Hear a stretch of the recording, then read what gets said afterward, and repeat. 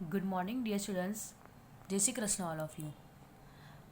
First exam that means કે S7 complete થઈ છે આપણી. કોને કેવા પેપર્સ લખેલા છે, શું છે, કેવી રીતે છે, કેટલા ઓનેસ્ટીથી એક્ઝામ આપી છે, તે તો તમને પોતાને બી ખબર હશે કે કોને ઓનેસ્ટીથી એક્ઝામ આપી છે અને કોને નથી આપી. એ બધાનું ડિસ્કશન આપણે પછીથી શાંતિથી કોઈ લેક્ચરમાં કરશું.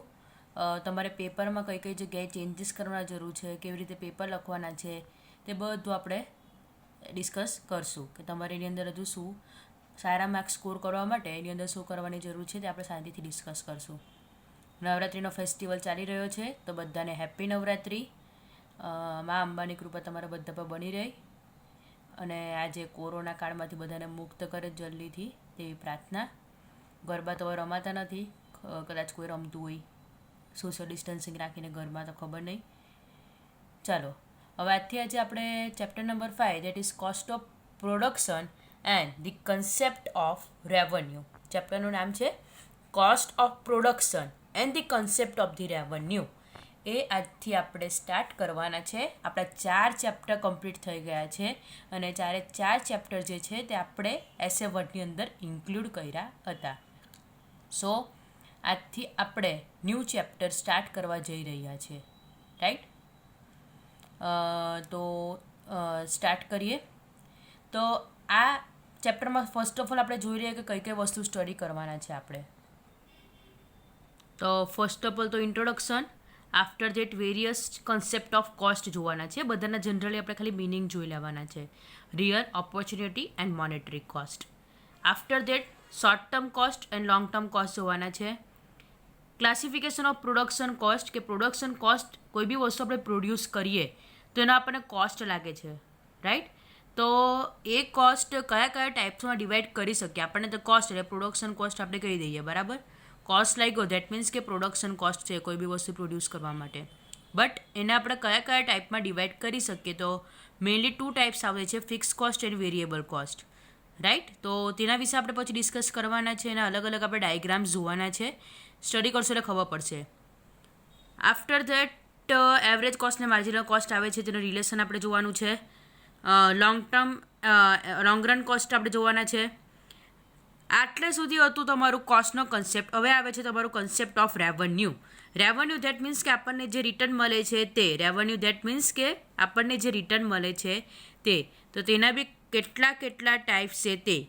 તો ટોટલ રેવન્યુ છે, એવરેજ રેવન્યુ છે, માર્જિનલ રેવન્યુ છે, એના વિશે આપણે ડિસ્કસ કરવાનું છે. સો આટલો જે કન્સેપ્ટ જે છે તે આપણે આ ચેપ્ટરની અંદરમાં સ્ટડી કરવાનું છે. તો આપણે સ્લોલી ઇન્ટ્રોડક્શનથી સ્ટાર્ટ કરીએ કે આ ચેપ્ટરની જરૂર શેના માટે છે.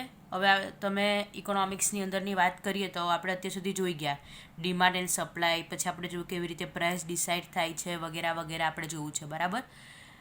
હવે પ્રાઇસ ડિસાઇડ થઈ ગયું ને બધું થઈ ગયું. રેવન્યુ આપણે સેલ કરી નાખ્યું, તો એ બધાની જરૂરત આપણે કેવી રીતે ડિસાઇડ કરી પ્રાઇસ કોઈ બી વસ્તુ થઈ. આપણે ફોર એક્ઝામ્પલ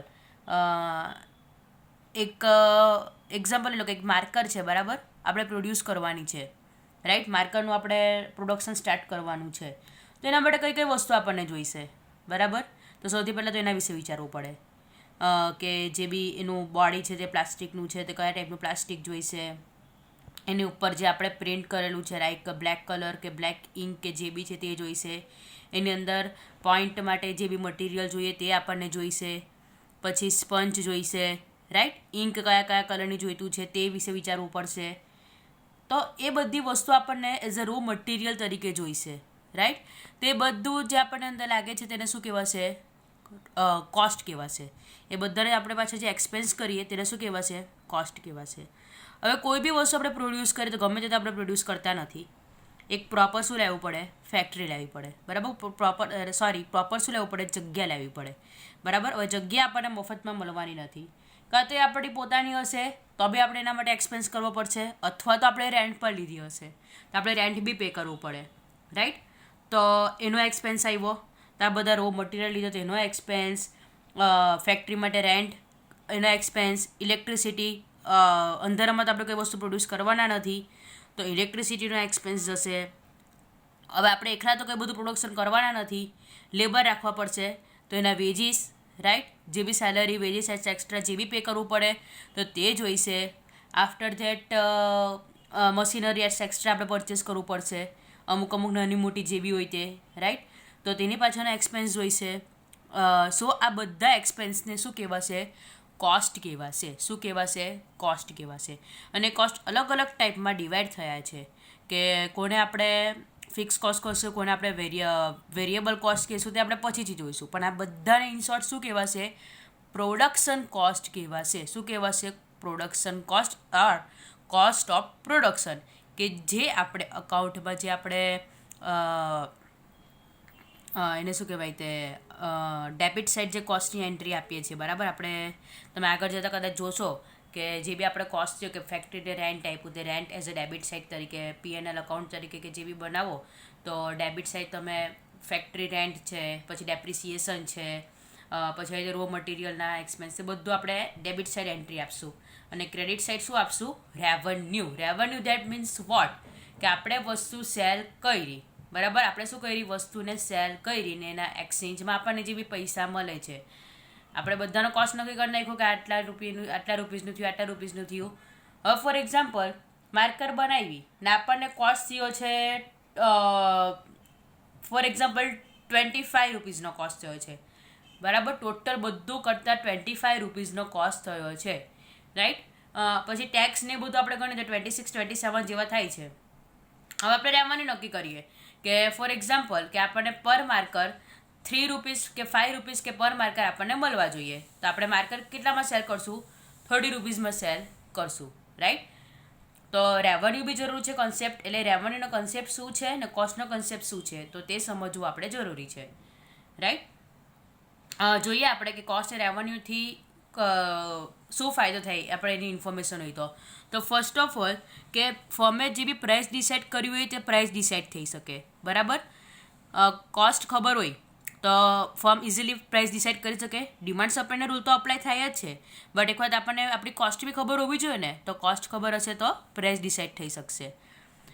પ્રાઇસ ડિસાઇડ થશે કેટલી રાખવાની છે, તો આપણે મેક્સિમમમાં મેક્સિમમ કઈ રીતે આપણે ઓછો કોસ્ટ કરીને વધારેમાં વધારે પ્રોફિટ અર્ન કરી શકીએ તે બી આપણને ખબર પડશે. કારણ કે આપણને બધાને ખબર છે રો મટીરિયલના આટલા રૂપીસ છે, વેજીસના આટલા રૂપીસ છે, તો આપણે જોશું કે કઈ જગ્યા પર કદાચ થોડો ઘણો કોસ્ટ ઓછો થઈ શકે અને વધારે પ્રોફિટ મળી શકે, રાઈટ. તો પ્રોફિટને મેક્સિમમ કરવા માટે બી જરૂરી છે કોન્સેપ્ટ સમજવો.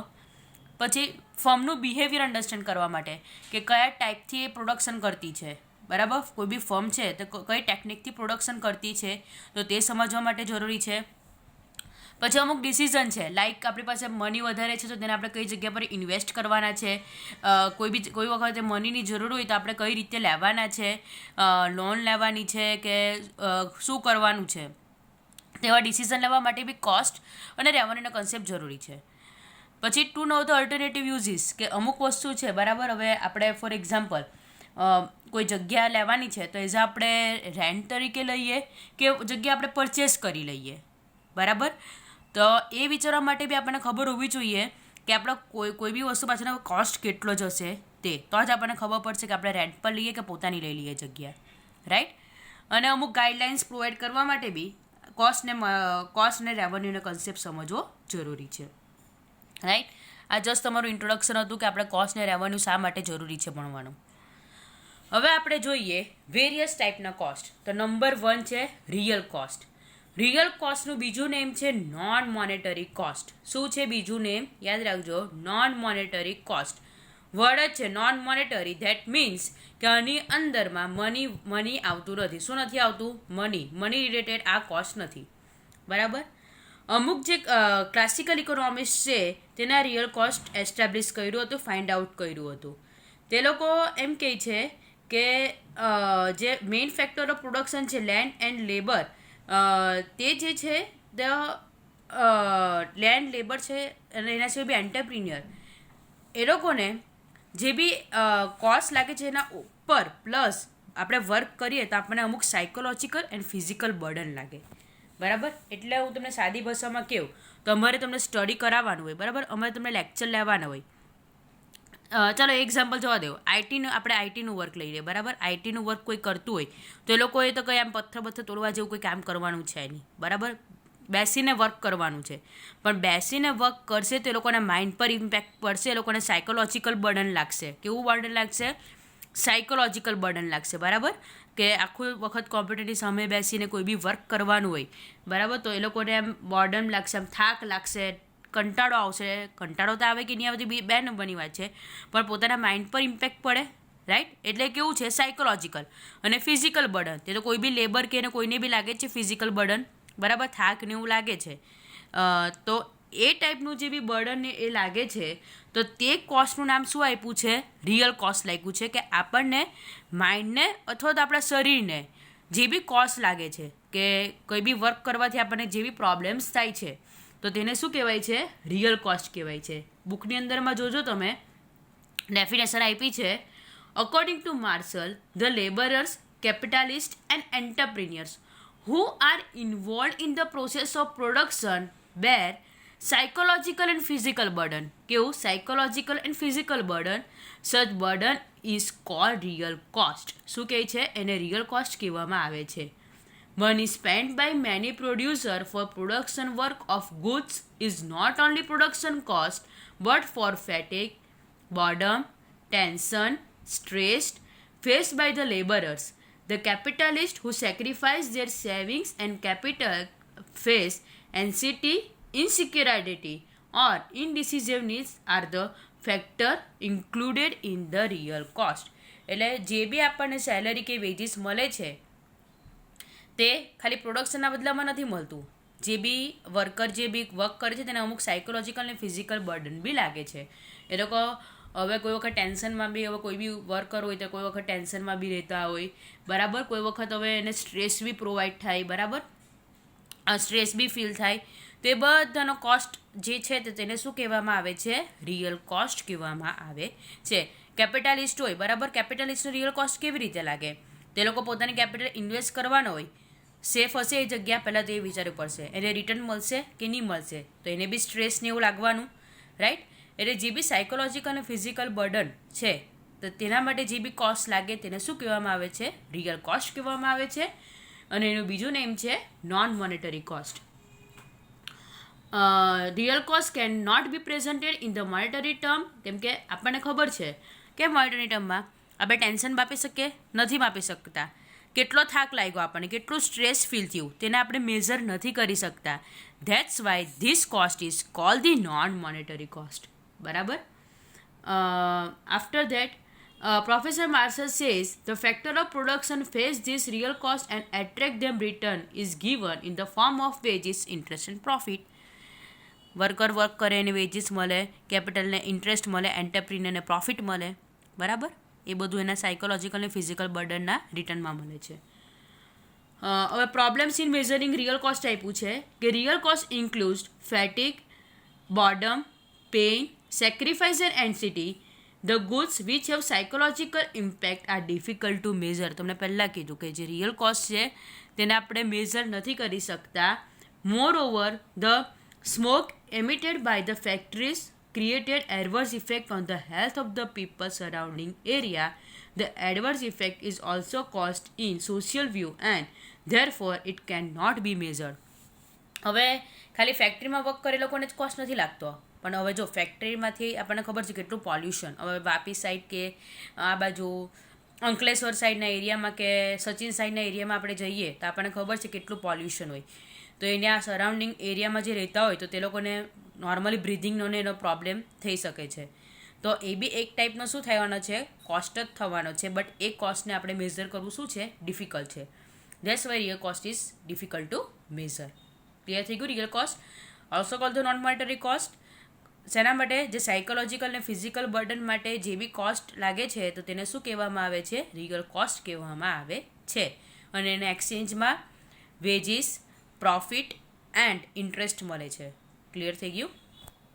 હવે આજનો આપણો જે સેકન્ડ ટોપિક છે તે છે opportunity cost. Opportunity cost means what?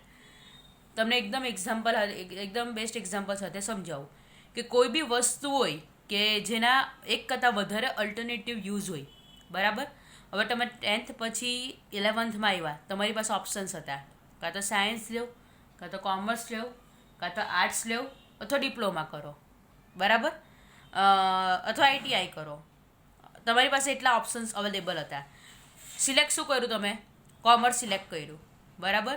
તો કોમર્સ સિલેક્ટ કરવા માટે તમે એના પછીનો જે બેસ્ટ અલ્ટરનેટિવ જે જતો કર્યો છે, બરાબર, એનો જે કોસ્ટ છે તેને શું કહેવામાં આવે છે? ઓપોર્ચ્યુનિટી કોસ્ટ કહેવામાં આવે છે. બીજું એક્ઝામ્પલ, આ તો સ્ટડી રિલેટેડ એક્ઝામ્પલ હતું.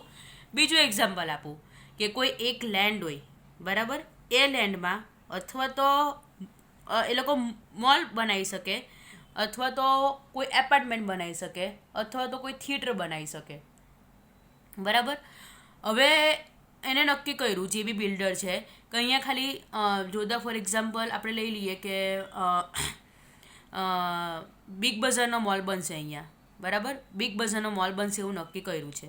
તો બિગ બઝારનો મોલ બનાવવા માટે એને બે ઓપોર્ચ્યુનિટી જવા દીધી. કઈ કઈ? થિયેટર બનાવવાની, એટલે કે મલ્ટીપ્લેક્સ થિયેટર બનાવવાની, અને એપાર્ટમેન્ટ બનાવવાની. એ બે ઓપોર્ચ્યુનિટી એને જવા દીધી, બરાબર.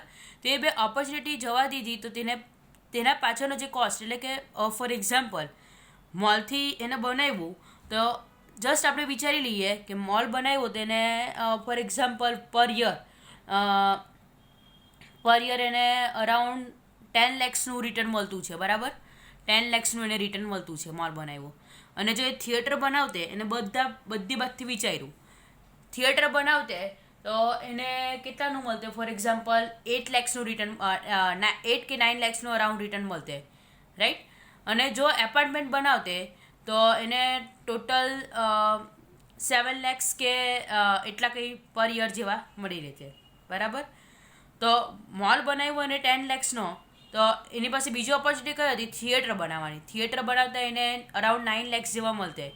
તે 9 lakhs જેને જવા દીધા, તે 9 lakhsને શું કહેવાશે? ઓપોર્ચ્યુનિટી. કે એની પાસે ઓપોર્ચ્યુનિટી હતી પણ એને જવા દીધી, બરાબર. આપણી પાસે ઓપોર્ચ્યુનિટી હોય ને આપણે એને જવા દઈએ કેમ કે આપણે બેસ્ટ સિલેક્ટ કરતા છે. શું સિલેક્ટ કરતા છે? બેસ્ટ સિલેક્ટ કરતા છે. મને બેસ્ટ સિલેક્ટ કરવા માટે જે આપણે બીજું જવા દીધા છે તો તેને ઓપોર્ચ્યુનિટી કોસ્ટ કહેવાશે. કેવો કોસ્ટ કહેવાશે? ઓપોર્ચ્યુનિટી કોસ્ટ કહેવાશે. ક્લિયર? આ તમારે એક્ઝામ્પલથી યાદ રાખશો તો સારું પડશે કે કોઈ બી બે વસ્તુ આપેલી છે, આપણે કોઈ એક વધારે સારી વસ્તુ સિલેક્ટ કરીએ ને એના એક્સચેન્જમાં આપણે જે થોડી ઘણી બીજી સારી વસ્તુ જવા દઈએ તો એની પાછળનો કોસ્ટને ઓપોર્ચ્યુનિટી કોસ્ટ કહેવામાં આવે છે, બરાબર. જોઈએ આપણે The concept of opportunity cost was presented by Austrian economist, but it was properly presented by Marshall. The means of production have alternative uses. એટલે કે અમુકના એક કરતાં વધારે યુઝીસ હોય છે, more than one uses. This concept is based on the particular characteristics of factor of production. When a factor is used for a particular use, underline કરજો બુકની અંદરમાં, third line છે તમારી. When a factor is used for a particular use, the other use is left out or the same cannot be used for the other purpose. Therefore, the best alternative, which one is left, is called opportunity cost of production. તમને એની અંદરમાં છે તે વીટ અને રાઈસનું example આપ્યું છે, બરાબર. એ example તમે જોઈ જજો. એ એક્ઝામ્પલમાં કોઈ ક્વેરી હોય તો તમે પૂછી લેજો મને, રાઈટ. કે કોઈ એક લેન્ડ હોય, એક પીસ ઓફ લેન્ડ હોય, કાં તો એ વીટ પ્રોડ્યુસ કરી શકે અથવા તો રાઈસ પ્રોડ્યુસ કરી શકે. હવે ફોર એક્ઝામ્પલ આપણે જોઈએ એ લોકોએ શું પ્રોડ્યુસ કર્યું છે. If the wheat of produce on that land, તો એને 2 lakhsનું રિટર્ન મળતું છે.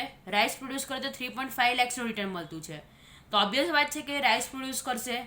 તો એ જેને વીટ નથી પ્રોડ્યુસ કરતો હોય, વીટ જે જવા દીધી, તો વીટ એની શું બનશે? ઓપોર્ચ્યુનિટી કોસ્ટ બનશે. શું બનશે? ઓપોર્ચ્યુનિટી કોસ્ટ બનશે, રાઈટ.